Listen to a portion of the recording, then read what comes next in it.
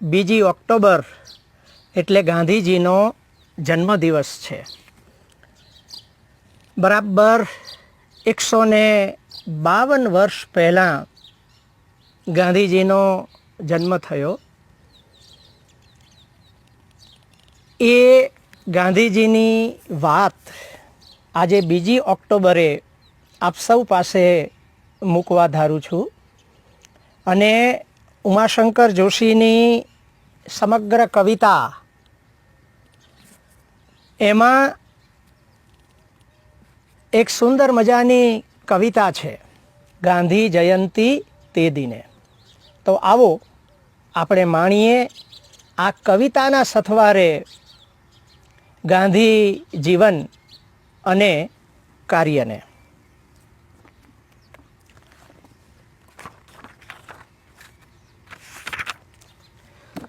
ગાંધી જયંતી તે દિને 2 ઓક્ટોબર 1960ના રોજ આપણા મહાકવિ ઉમાશંકરે લખેલી આ કવિતા ગાંધી જયંતી તે દિને. માર્ગમાં કંટક પડ્યા સૌને નડ્યા, બાજુ મૂક્યા ઊંચકી તે દી નકી, જન્મ ગાંધી બાપુનો સત્યના અમોઘ મોંઘા જાદુનો. માર્ગમાં કંટક પડ્યા સૌને નડ્યા, બાજુ મૂક્યા ઊંચકી તે દી નક્કી, જન્મ ગાંધી બાપુનો સત્યના અમોઘ મોંઘા જાદુનો. અન્યાય નીચી મૂંડીએ ના લીધ સાખી, દુર્ગંધ પર મુઠ્ઠી ભરીને ધૂળ નાખી, ઉકરડા વાળી ઉલેચી સૃજનનું ખાતર રચ્યું, અબોલા ભંગાવવા એ વાતમાં મનડું મચ્યું, કંઈક આમાંનું બને ગાંધી જયંતી તે દિને. મૂર્ખને લીધા ન ભાવી, ધૂર્તને યોજ્યા જગત કલ્યાણના પથમાં પટાવી, હૈયું દીધું તે દીધું, પાછા વળી ખમચાઈના કંઈ ગણતરીથી સાંકડું કીધું, દુભ્યા દબાયા કોઈનું એકાદ પણ જો આંસુ લૂછ્યું, દાખવ્યું ઘર મનુજ કેરા માહિલાને વણ પૂછ્યું, હૃદય જો નાચી ઉઠ્યું અન્યના સાત્વિક સુખે, હરખભર જો જંપલાવ્યું અદય ભીષણ જગત હિંસા ના મુખે, તિથિ ન જોશો ટીપણે ગાંધી જયંતી તે દિને. મિત્રો, સરસ કવિતા છે કે ગાંધી જયંતી કે દિવસે હોય. માર્ગમાં કંટક પડ્યા સૌને નડ્યા, બાજુ મૂક્યા ઊંચકી તે દી નકી, જન્મ ગાંધી બાપુનો સત્યના અમોઘ મોંઘા જાદુનો. રસ્તામાં ચાલ્યા જતા હોઈએ અને કાંટા કાંકરા પથ્થર પડ્યા હોય, રાહદારીઓને નડતા હોય, અને જો આપણને એને લઈને બાજુમાં ઊંચકીને મૂકવાનું મન થાય તો કવિ કહે છે કે તે દિવસે તમારે ગાંધી જયંતી છે એમ માનવું. જન્મ ગાંધી બાપુનો સત્યના અમોઘ મોંઘા જાદુનો. જન્મ ગાંધી બાપુનો. આપણે સૌ જાણીએ છીએ કે ગાંધીજીનો જન્મ પોરબંદર ઉર્ફે સુદામાપુરીમાં થયો. 2 ઓક્ટોબર 1869ના રોજ ઈસવીસન પ્રમાણે એમનો જન્મ. અને તિથિ પ્રમાણે જોઈએ તો 1925 વિક્રમ સંવત ભાદરવા વદ 12ના રોજ એમનો જન્મ પિતા કરમચંદ અને માતા પૂતળીબાઈની કુખે થયો. આપ સૌ જાણો છો કે ગાંધીજીનો જન્મ જ્યાં થયો તે એમના ઘરને કીર્તિ મંદિર તરીકે વિકસાવવામાં આવ્યું છે અને એ કીર્તિ મંદિર તરીકે ઓળખાય છે. અહીંયા શબ્દ છે જન્મ ગાંધી બાપુનો.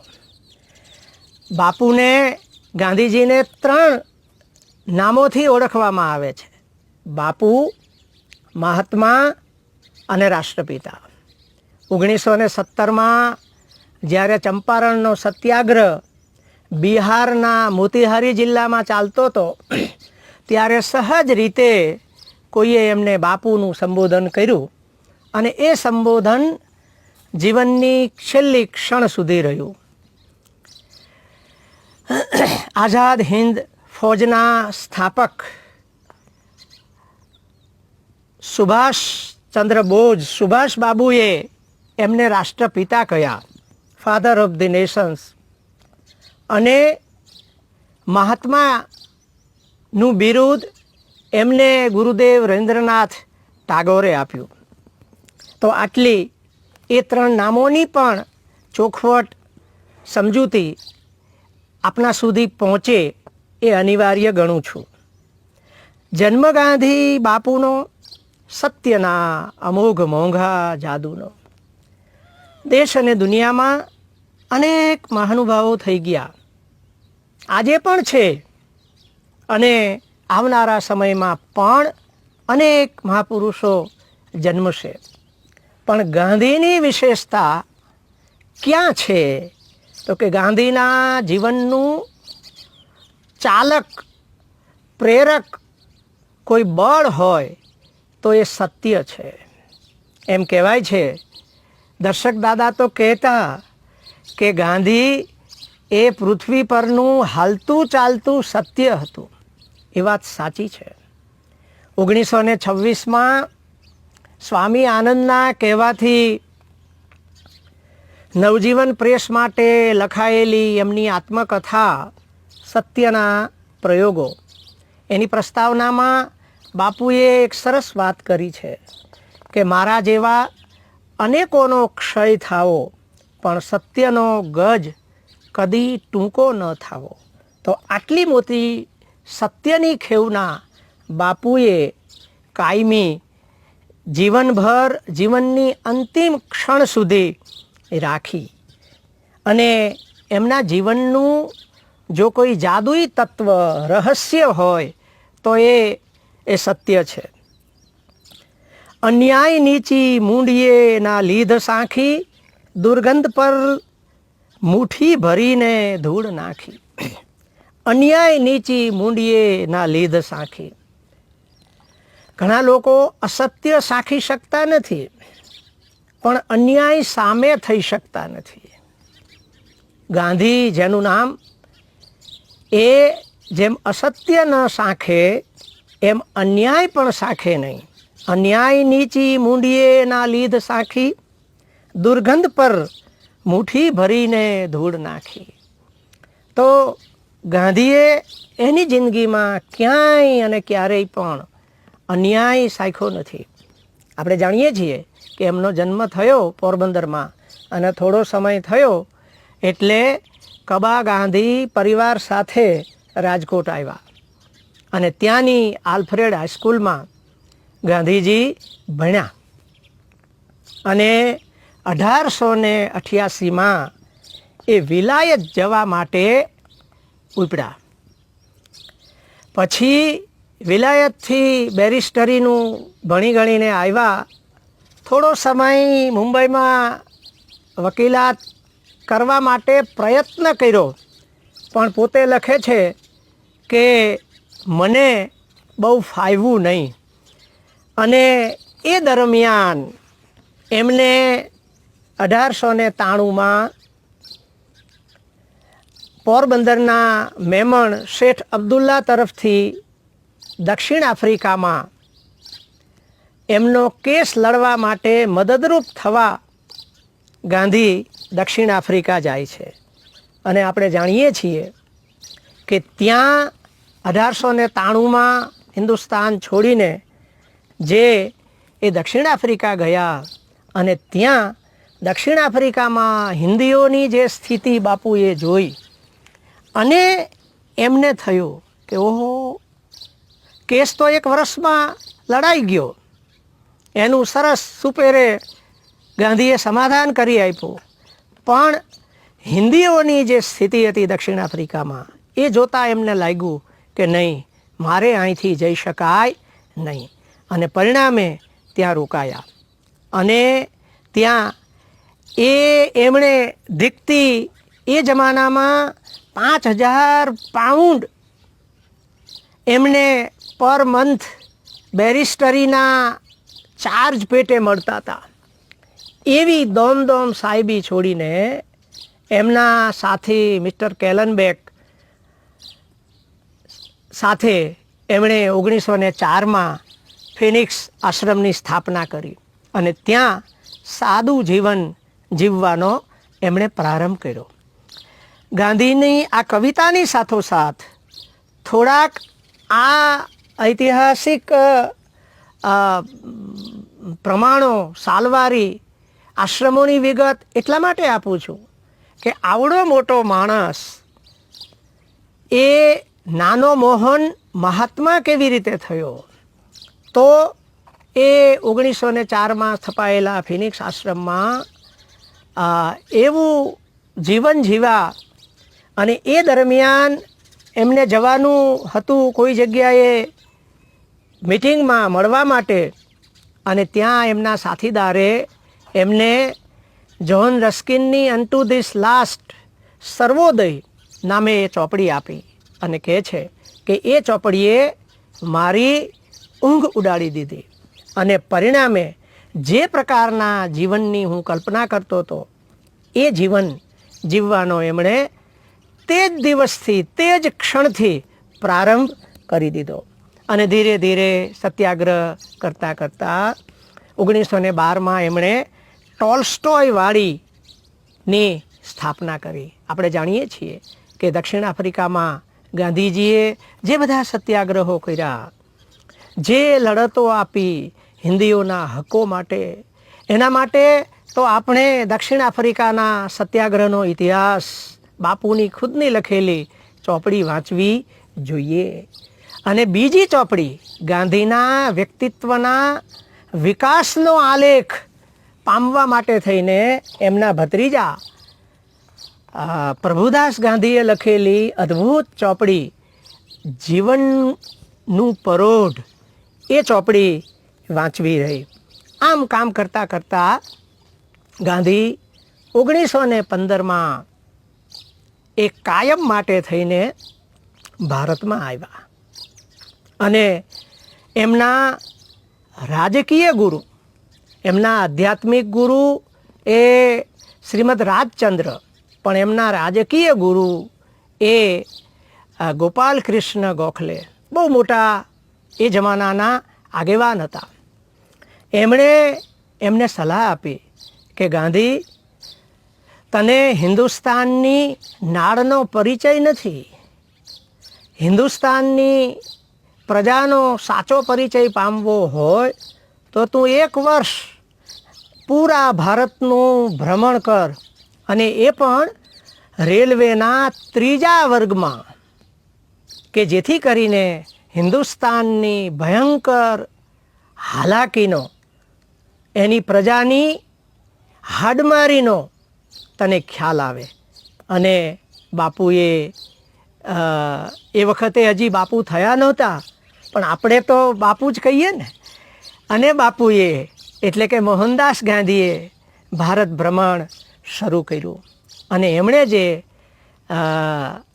હિન્દુસ્તાન જોયું અને પોતે અત્યંત વિહવળ, દુઃખ તપ્ત બની ગયા. એમને ખ્યાલ આવ્યો કે આ હિન્દુસ્તાન છે. અને એમ કરતાં કરતાં 1916માં અમદાવાદમાં એમણે કોચરબ આશ્રમની સ્થાપના કરી. અને ત્યાંથી પછી અગાઉ આપણે કહ્યું તેમ બિહારના મોતીહારી જિલ્લામાં જે નીલવરો એટલે કે ગળીની ખેતી કરનારા ખેડૂતો ઉપર ફરજિયાતપણે સરકારે એમને ગળી વાવવાનો આગ્રહ રાખેલો, અને એ આંદોલન ચાલ્યું. એ 1917માં ચંપારણનો સત્યાગ્રહ થયો. પછી તો ધીરે ધીરે બાપુ હિન્દુસ્તાનની હવા આબોહવા બરાબર પારખી ગયેલા અને પરિણામે એમનું કામ ઝપાટાભેર એ આગળ ચાલવા માંડ્યું અને ત્યાંથી ફારેક થઈને 1918માં સાબરમતી આશ્રમ સાબરમતી નદીને કિનારે એમણે સ્થાપ્યો. ત્યારબાદ 1920માં ગુજરાત વિદ્યાપીઠની એમણે સ્થાપના કરી. 18-10-1920ના રોજ એમણે વિદ્યાપીઠની સ્થાપના કરી. ત્યારે એમણે એક બહુમૂલ્ય ઉચ્ચારણ કર્યું કે એક વણિક પુત્ર જો કરી શકે તો વિદ્યાપીઠની સ્થાપના કરીને મેં એક ઋષિ કર્મ કર્યું છે. ગાંધીના જીવનને મૂલવવા માટે 2 શબ્દો મહત્ત્વના છે. એક, ગાંધીએ લડવાનું કામ કર્યું અને બીજું, પ્રજાને ઘડવાનું કામ કર્યું. લડવાનું કામ અંગ્રેજોની સામે સત્યાગ્રહ અસહકાર રૂપે લડત એમની ચાલી અને ગાંધીજી હતા એ દરમિયાન અને પછી પણ એમણે પ્રજાને ઘડવાનું કામ કર્યું. તો આટલી વાત મને એમ લાગે છે કે કવિતા તો નિમિત્ત છે, આપણે તો ગાંધીને સમજવા બેઠા છીએ. એના જીવન અને કાર્યને થોડો હું આ દિશામાં હજુ પણ આગળ ચાલું. જે સાબરમતી આશ્રમની આપણે વાત કરી એ સાબરમતી આશ્રમ, ત્યાં જ એમણે 1926માં સ્વામી આનંદના કહેવાથી આત્મકથા લખી, જેનો મહાદેવભાઈ દેસાઈ એ એમના સચિવ, એમના રહસ્યમંત્રી, એમણે અંગ્રેજીમાં સુંદરતમ અનુવાદ કર્યો છે. આ એ સાબરમતી આશ્રમ છે જે સાબરમતી આશ્રમમાંથી 1930ની 12મી માર્ચે ગાંધીજીએ મીઠાના સત્યાગ્રહનો પ્રારંભ કર્યો, જેને દાંડી કૂચ કહેવામાં આવે છે.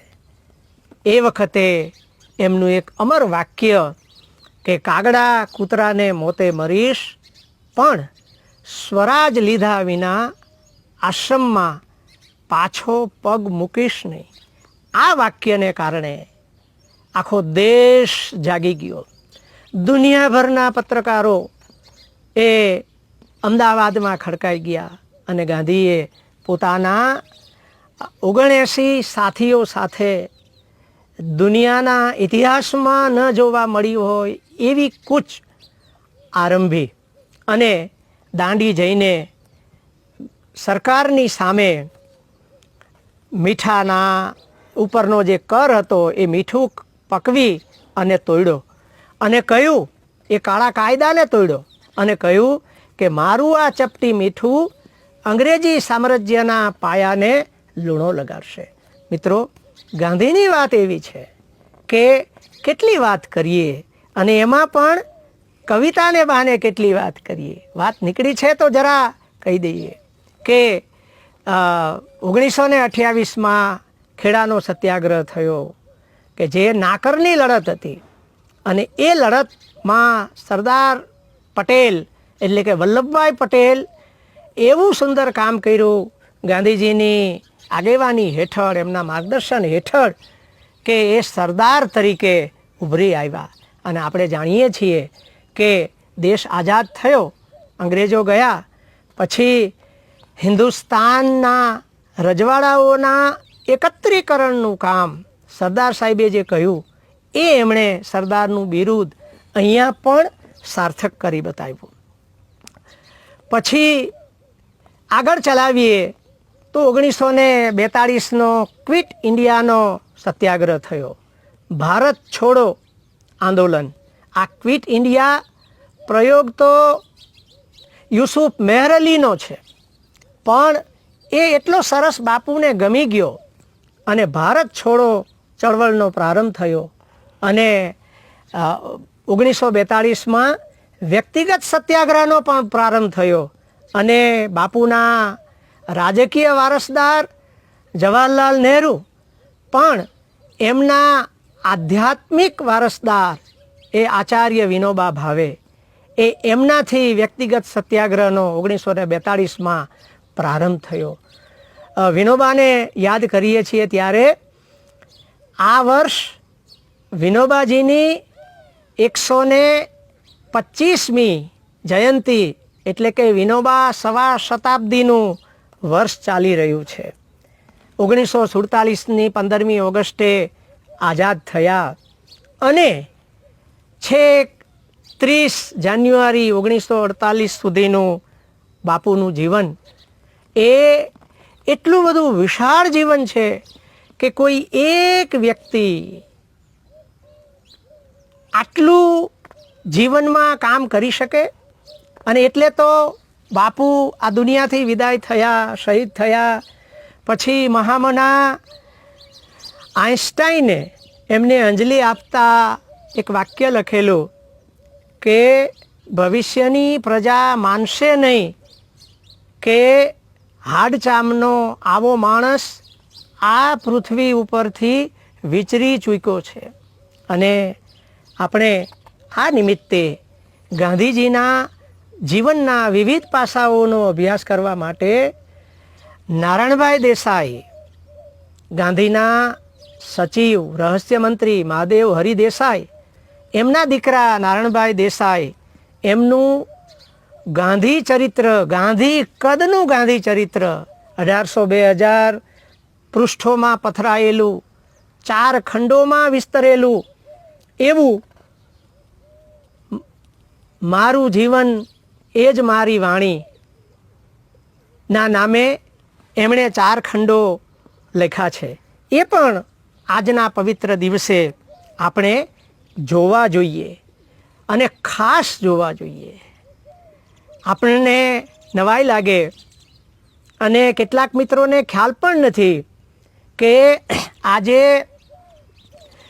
બાપુ પછીના બાપુના પરમ શિષ્ય લાલ બહાદુર શાસ્ત્રી, જે ભારતના બીજા વડાપ્રધાન હતા અને જય જવાન જય કિસાનનો નારો એમણે આપેલો, એ લાલ બહાદુર શાસ્ત્રીનો પણ આજે જન્મદિવસ છે. 2 મહાનુભાવોનો આજે જન્મદિવસ છે અને એમના જીવનમાંથી, એમના કાર્યમાંથી આપણે કંઈક પ્રેરણા લઈ શકીએ. કવિતા આગળ ચાલે છે. કંઈક આમાંનું બને ગાંધી જયંતી તે દિને. મેં જરા થોડો ઐતિહાસિક ગાંધીનો ક્રમ આપી દીધો, પણ મૂળ આપણું નિમિત્ત તો મિત્રો કવિતા છે કે કંઈક આમાંનું બને ગાંધી જયંતી તે દિને. બાપુ કહે છે, કવિ કહે છે કે આ જે યાદી આપી છે કે દુર્ગંધ પર મુઠ્ઠી ભરીને ધૂળ નાખવી, રસ્તામાંથી કાંટા કાંકરા કે કાંઈ નુકસાનકારક વસ્તુ ખેંચવવી, કોઈના અબોલા હોય તો ભંગાવવા, કોઈનું આંસુ લૂછવું, કંઈક આમાંનું બને. કવિને ખબર છે કે આ બધું હાડચામનો સામાન્ય પામર મનુષ્ય કરી શકવાનો નથી, પણ કંઈક આમાંનું બને ગાંધી જયંતી તે દિને. આમાંનું કંઈક બને જે દિવસે અને જ્યાં બને તે દિવસે અને ત્યાં ગાંધી જયંતી આપણે ગણવી રહી. ગાંધીજીનો જન્મ કાંઈ પોરબંદરમાં અને કબા ગાંધીને ત્યાં જ હોય એવું થોડું છે.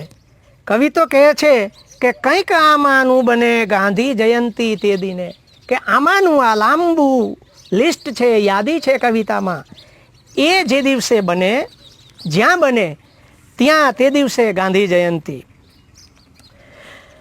દુભ્યા દબાયા કોઈનું એકાદ પણ જો આંસુ લૂછ્યું. ગાંધીની જયંતી ઉજવવા માટે થઈને દુભ્યા દબાયા કોઈનું એકાદ પણ જો આંસુ લૂછ્યું. કવિ કહે છે કે કોઈ માણસ પાછળ પડી ગયો છે, કોઈની ઉપર અત્યાચાર થયો છે અને કોઈ જીવનની એક ભયંકર આપત્તિમાં અટવાઈ ગયો છે, તો એવાનું આંસુ લૂછવું, અને જે દિવસે આંસુ લૂછાય તે દિવસે ગાંધી જયંતિ ગણવી, એમ કવિ કહે છે. બાપુએ તો આંસુ લૂછ્યું છે. વર્ધાના એમના આશ્રમમાં સંસ્કૃતના મહાન પંડિત પરચુરે શાસ્ત્રી જ્યારે આવ્યા, બારણે બેઠા આશ્રમના, અને કહ્યું કે મારે મહાત્માને મળવું છે, અને એમના શરીર પર રક્તપિત્તના જે ઘા હતા, તુર્ગનેવ નિશાસો નાખીને પેલા ભિખારીને કહે છે, અરે ભાઈ, મારા ખિસ્સામાં તને આપવા માટે કશું નથી, એમ કહીને એ ભિખારીનો હાથ પોતાના હાથમાં આમ લઈ લે છે. ત્યારે ભિખારી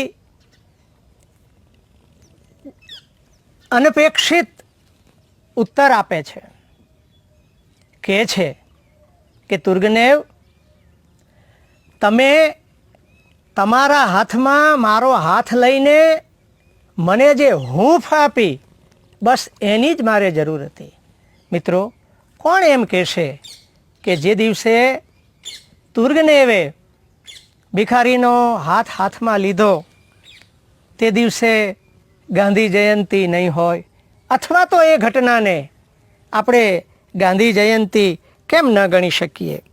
છેલ્લે, હૃદય જો નાચી ઉઠ્યું અન્યના સાત્વિક સુખે, હરખભર જો જંપલાવ્યું અદય ભીષણ જગત હિંસા ના મુખે, તીથી ન જોશો ટીપણે ગાંધી જયંતિ તે દિને. ટીપણું એટલે કેલેન્ડર. હૃદય જો નાચી ઉઠ્યું અન્યના સાત્વિક સુખે. આપણને કવિ કહે છે કે બીજાના સુખને જોઈને આપણું હૃદય જો સાત્વિક સુખનો અનુભવ કરે તો એમ માનવું કે આપણે માણસ તરીકે યોગ્ય છીએ. આપણને આપણી પાસે કશું ન હોય એનું દુઃખ નથી, પણ બીજા પાસે કશુંક છે એનું દુઃખ છે. માટે કવિ કહે છે કે હૃદય જો નાચી ઉઠ્યું અન્યના સાત્વિક સુખે, હરખભર જો જંપલાવ્યું હૃદય ભીષણ જગત હિંસા ના મુખે. આજના દિવસને વિશ્વ અહિંસા દિવસ યુનો મારફતે સમગ્ર દુનિયામાં ઉજવવામાં આવે છે. આપણે જાણીએ છીએ કે વ્યક્તિ વ્યક્તિ, સમાજ સમાજ, જ્ઞાતિ જ્ઞાતિ, દેશ દેશ અત્યારે હો હા અને ભીષણ હિંસાનું વાતાવરણ આખી દુનિયામાં છે. ત્યારે 1945નો એક પ્રસંગ 6 ઓગસ્ટ 1945ના રોજ જાપાનના 2 શહેર હિરોશીમા અને નાગાસાકી ઉપર જ્યારે બોમ્બ ફેંકાયો, ત્યારે એક ચબરાક પત્રકારે બાપુને પૂછ્યું કે બાપુ, અહીંયા તમારી અહિંસા કામ કરશે? ત્યારે બાપુ ટટ્ટાર થઈને કે હા હા, હવે તો મારી હિંસા જ ચાલશે, કારણ કે તમે મારી અહિંસા જ ચાલશે, કારણ કે તમે હિંસાનું નગ્ન તાંડવ જોઈ ચૂક્યા છો. મારી અહિંસા એ આખરી અને માનવ જાતને ઉગરવા માટેનો અંતિમ ઉપાય છે. તો આવા મહામના બાપુના આજે 152માં જન્મદિન ગાંધી જયંતિ નિમિત્તે આપણે તમારા સૌની પાસે જે મને એક તક